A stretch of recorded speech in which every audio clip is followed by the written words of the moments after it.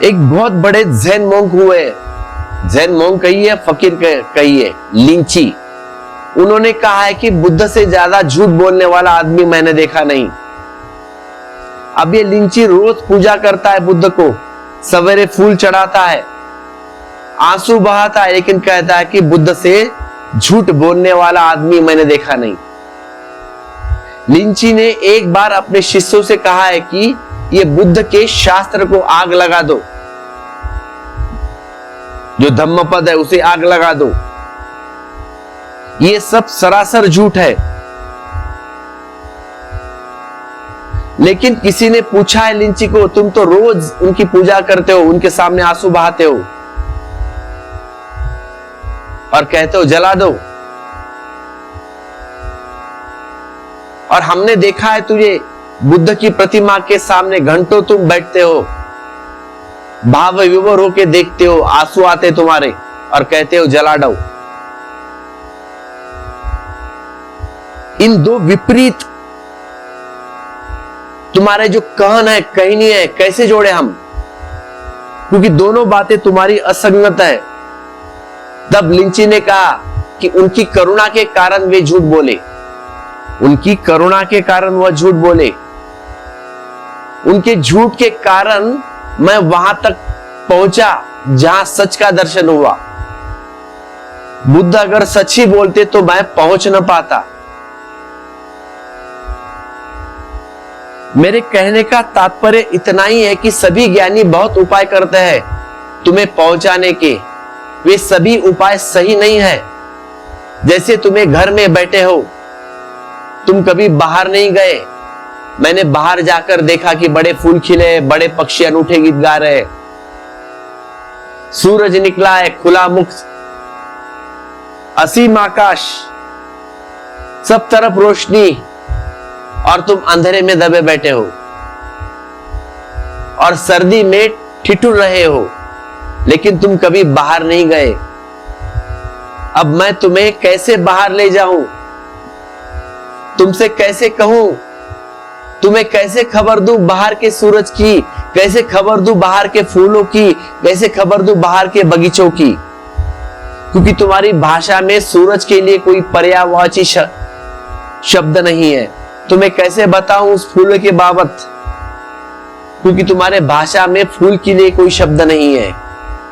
रंग तुमने जाने ही नहीं, रंग का उत्सव तुम्हें कैसे सुनोगे, समझोगे? तुम्हें जानते ही नहीं। तुमने सिर्फ दीवार देखी है, उस दीवार को तुमने अपनी जिंदगी समझी। तुम कारागृह में बैठे हो, वही तुम समझे हो ये मेरा जीवन। जैसे एक मुर्गी का बच्चा है ना, अंडे में रहता है, उतना ही मेरी जिंदगी है। अंडे से तुम बाहर आए ही नहीं हो, तुम सोचते हो यही मेरी जिंदगी। तुमसे कैसे कहूं मैं? ऐसा भी एक आकाश है जिसकी कोई सीमा नहीं। तुम कहोगे हो चुकी बातें, लगनतर रानी, तुमने कहानी सुनी है कि एक मेंढक सागर में आ गया था।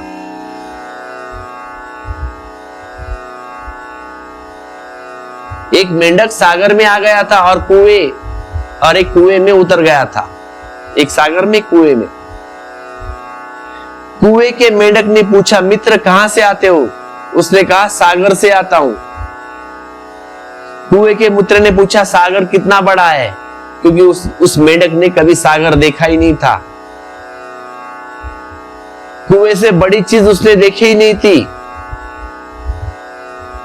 उसी में पैदा हुआ था कुएं में, और उसी में बड़ा हुआ था। कभी कुएं की दीवारों के पार बाहर जाने की कोशिश नहीं की थी। दीवारें बड़ी बड़ी थी कुएं की, और पार इससे बड़ा कुछ हो भी नहीं सकता। इसे मानने का कोई कारण भी न था। कभी बाहर से कभी मेंढक न आया था अंदर उसमें, जिसने खबर दी कि सागर भी बहुत बड़ा है कुएं से। और ये जो सागर का मेंढक ने कहा कि बहुत बड़ा है, इससे भी बड़ा है। लेकिन बहुत से कहीं पता चलता है कुएं के मेंढक को बहुत बड़े का क्या मतलब? कुएं का मेंढक है आखिर में। उसने आधे कुएं में छलांग लगाई, उसने कहा इतना बड़ा। दूसरे ने कहा इससे भी बड़ा, आधे कुएं से भी बड़ा। उसने कहा कि नहीं नहीं, बहुत बड़ा है, इससे भी बड़ा है, पूरी छलांग लगा दो। इतना बड़ा? उसने कहा इससे भी बड़ा। अब उस कुएं के मेंढक को संदेह पैदा हुआ, लेकिन सागर के मेंढक ने कहा इससे भी बहुत बड़ा है भाई, तेरा कुआं तो बहुत छोटा है। अब इस कुएं के मेंढक को भरोसा नहीं आया, लेकिन फिर भी उसने कहा और एक आखिरी कोशिश की, लास्ट चांस। उसने पूरे चक्कर कुएं के दौड़कर काट दिए। कहा कि इतना तो बड़ा होगा, इससे तो हो नहीं सकता। सागर ने मेंढक ने कहा मैं तुमसे कहूं बहुत बड़ा, बहुत बड़ा, बहुत बड़ा, इससे भी बहुत बड़ा। इस कुएं से कंपैरिजन तो नहीं हो सकता, उसका कोई नापा जोखा ही नहीं है। अब तुम भी मानोगे कि सागर और कुआं। तो कुएं के मेंढक ने कहा झूठ, झूठ की भी एक सीमा होती है। कितना झूठ बोलोगे भाई? किसको और धोखे में डाल रहे हो? हम ऐसे नासमझ तो नहीं है कि किससे भी सुने और तेरी बात मान ले। तू किसको मूड बना रहा है, किसको उल्लू बना रहा है? तू अपनी अपनी राह ले और निकल भाई। ना कभी मैंने सुना ऐसी बात, ना कभी देखी, और तुम कहते चले जाते हो। मेरे बाप ज्यादा से भी ये सुना नहीं मैंने ऐसा, ना पुराणों में भी पढ़ा है, और तुम बोलते हो बहुत बड़ा है। मेरे दादा भी इस कुएं में पैदा हुए, मेरे बाप भी कुएं में पैदा हुआ, मैं भी इसमें पैदा हुआ हूं। ऐसी झूठी बातें मत फैलाओ। अगर मैं तुमसे बाहर की बात आकर कहूं, तुम्हारे अंधकार कक्ष में तुम भरोसा न करोगे, इसीलिए तो नास्तिक पैदा होते हैं। आई मेरी बात समझ में? इसीलिए तो नास्तिक पैदा होते हैं। जब भी कोई परमात्मा में जाकर लौट आता है और तुम्हें खबर देता है, और वह इतना लड़खड़ा गया होता है अनुभव से, वह इतना अवाक और आश्चर्यचकित होकर लौटता है कि उसकी भाषा के पैर डगमाने लगते, डगमगा जाते हैं, क्योंकि अनुभव इतना बड़ा है और शब्द बहुत छोटे हैं। तुम मोक्ष कहो, परमात्मा कहो, शब्दों में सीमित नहीं हो सकता। जब शब्द समाप्त होते हैं तब वो मोक्ष की शुरुआत होती है, तब परमात्मा की शुरुआत होती है। वह बोलता है और बोलने की व्यर्थता दिखाई पड़ती है। वह हिचकिचाता है, वह कहता भी है ऐसा फैसा है, लेकिन तुम हंसते उसके ऊपर, और कहते कहते डरता भी है। जब मोहम्मद पैगंबर को इल्म हुआ, ऊपर से कुरान उतरी है, अनपढ़ थे, पढ़े लिखे नहीं थे, डरने लगे बोलने के लिए। घर गए, अपनी पत्नी को कहा कि मुझे ऐसा ऐसा हुआ है, अब कैसे कहूं? तो पहली उनकी पत्नी ने बात मानी, सुनी, ट्रस्ट किया उनके ऊपर। वो पहली मुसलमान है, साजिदा।